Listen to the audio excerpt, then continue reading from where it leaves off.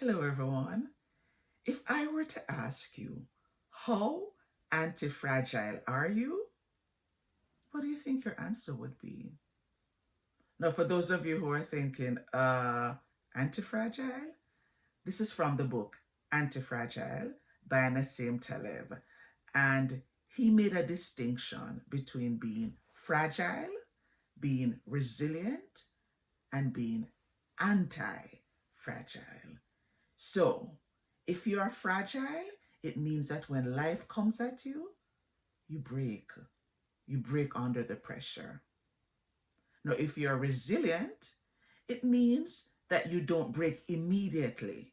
You rise to the challenge as needed, and as soon as it's over, you're out of here. You're like, you know what? I've done enough of this. I'm gone.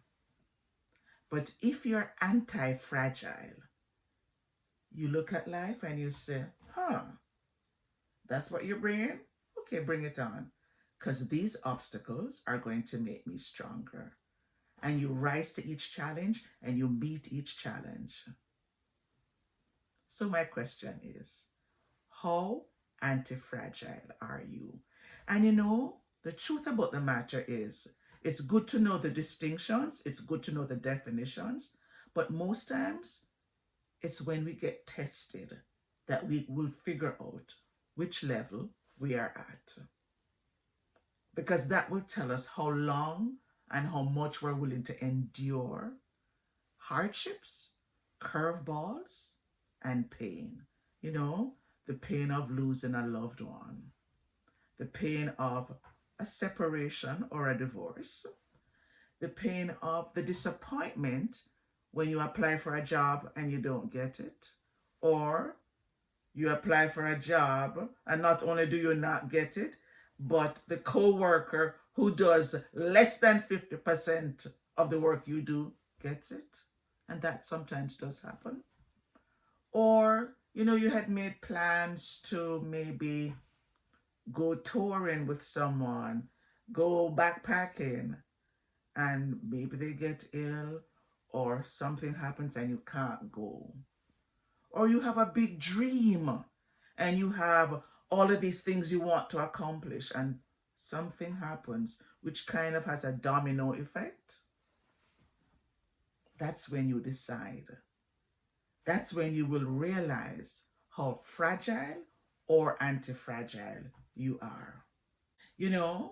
When I migrated from Jamaica to Vancouver, I don't think I really thought I was that anti-fragile. I didn't think I was, really. But I thought, how hard could it be to migrate and start over? Okay, it was hard. And I learned anti-fragility during that period.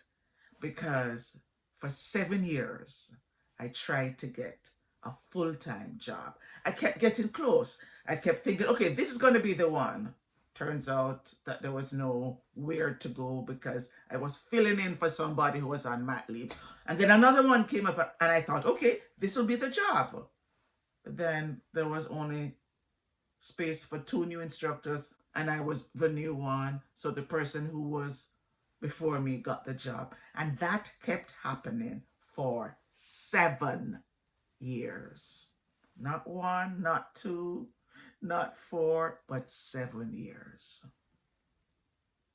And then I had to decide, will I continue teaching and keep getting disappointment semester after semester, year after year? Or will I just find another job? As a good friend suggested. She said, you don't have to take this anymore. Give me your resume. I'll take it to a headhunter. You don't have to teach. And I thought, yeah, I don't have to, but I want to. So I had to dig my heel in and I had to rise to the challenge and I had to become anti-fragile. Now, one of the things I've learned, which Nassim Taleb also said, is that when an obstacle comes in your way, you have to decide how you will perceive it. Will you see it as a challenge or will you see it as a threat. Now, your perception of it will determine if you become anti-fragile, resilient, or fragile. For me, I didn't have a choice. I was born to teach. So even if it had taken me 20 years, I would have had to wait the 20 years. This was my calling. And for me, that's where I found purpose. And so for you, I want to suggest that whatever it is that you are going through in your life right now, and if you think it's an obstacle, then you need to decide, is this really what I want? You have to ask yourself the tough question, what do I want? If what you want is on the other side of the pain you're experiencing now, then you're going to have to develop your anti-fragile muscles. But if when you look at it and you think of how much you're going to have to endure and how many obstacles you're going to have to overcome and how many rivers you're going to have to swim through and how many mountains you're going to have to climb, if at the end of it you say, this is not who I am, this is not what I really want, I feel fragile right now, then it's okay to take a step back. Because whether or not you decide to be fragile or anti-fragile, it's always your choice. It still is your choice. And I think we have to decide on our readiness. If you are not ready, then you're not ready. No shame in that. But it's good to be honest with yourself and decide, what do I want? Where do I see myself like right now? And what is my life? How is my life shaping up? What direction am I taking? Is this my purpose?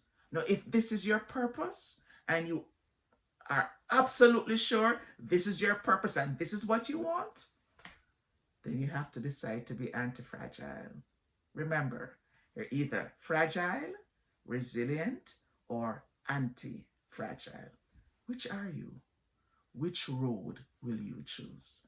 So as you think about that, make your decision, and whatever you decide, go after it 100%. Give it your all.